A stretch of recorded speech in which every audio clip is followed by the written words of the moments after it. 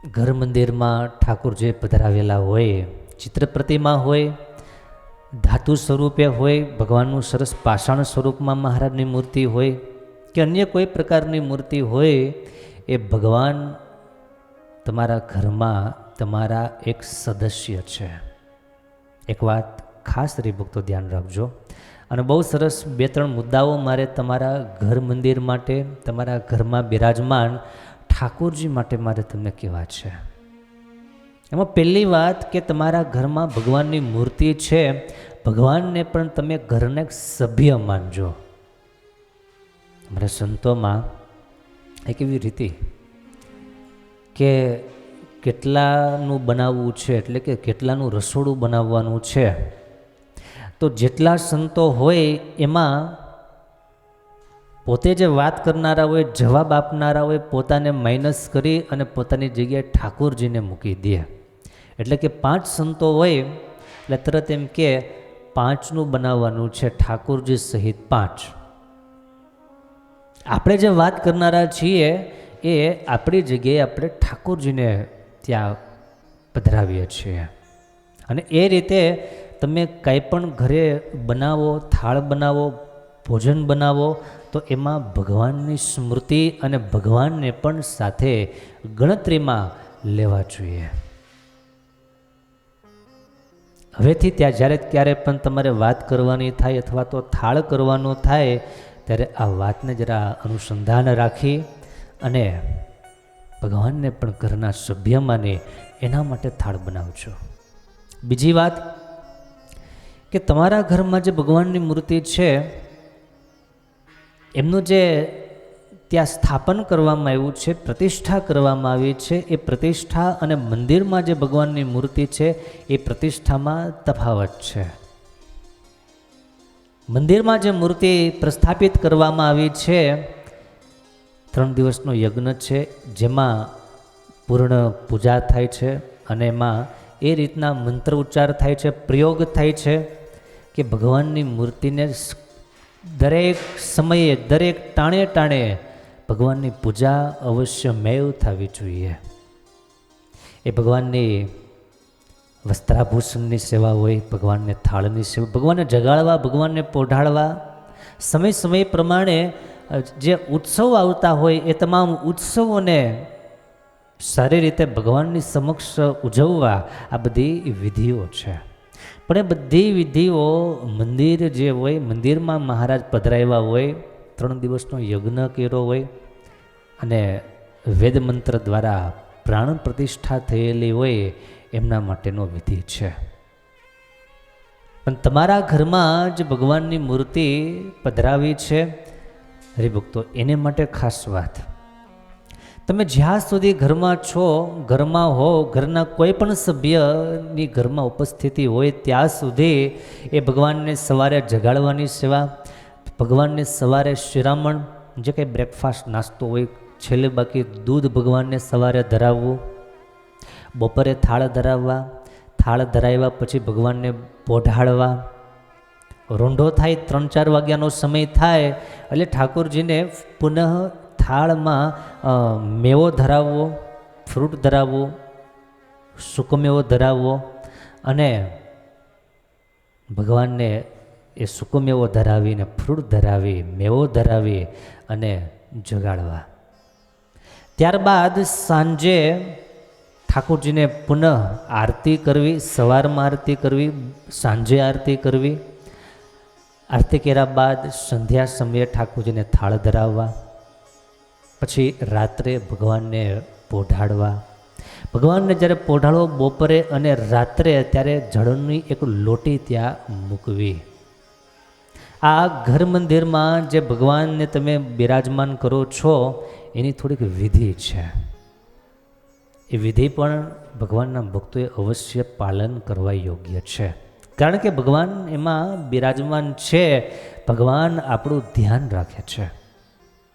તો પૂર્ણ મર્યાદા સાથે મેં ઘણીવાર યાદી આપી છે કે આ ભગવાનની સેવા પૂજાની જવાબદારી એ માત્ર ઘરમાં રહેલા બહેનોની કે મહિલા ભક્તોની ન હોય, પણ પરિવારના તમામ સભ્યો એમાં ઇન્વોલ્વ થાય, તમામ પાર્ટિસિપેટ થાય. પોતાના ભગવાન માની, પોતાના ઠાકોરજી માની અને સમય અનુસારે, સમય અનુકૂળતાએ ભગવાનને જગાડવા, પોઢાડવા, થાળ ધરાવવા વગેરેની પૂજામાં, સેવામાં પરિવારના બધા જ સભ્યોએ અવશ્ય જોડાવવું. કારણ કે એ ભગવાનની નિશ્રામાં, એ ભગવાનની અમી દ્રષ્ટિથી તમારું ઘર સુરક્ષિત છે, તમારું ઘર પાવન થઈ રહ્યું છે. તો આટલી વિધિ અવશ્ય કરવી. ઘણા હરિભક્તો સાંજે થાળ ધરાવતા ન હોય, માત્ર દૂધ ધરાવી દેતા હોય, સાકર ધરાવી દેતા હોય, એ સારું નહીં. તમે ઘરે થાળ બનાવો છો, રોટલી બનાવો, શાક બનાવો, ભાખરી, ખીચડી, કઢી, જે કાંઈ બનાવતા હો, તો ભગવાનને ધરાવવામાં આળસ શા માટે કરવી? ભગવાનને પ્રેમથી થાળ ધરાવીએ. થાળ ધરાવીએ ત્યારે શક્ય હોય તો થાળ ગાઈએ અને ભગવાનને વિનંતી કરીએ. તો એવી રીતે જે ભાવ અને પ્રેમથી ધરાવેલો થાળ તમારા પરિવારના સભ્યો જમે, તો પછી એ થાળ બની જાય છે, પ્રસાદ બની જાય છે.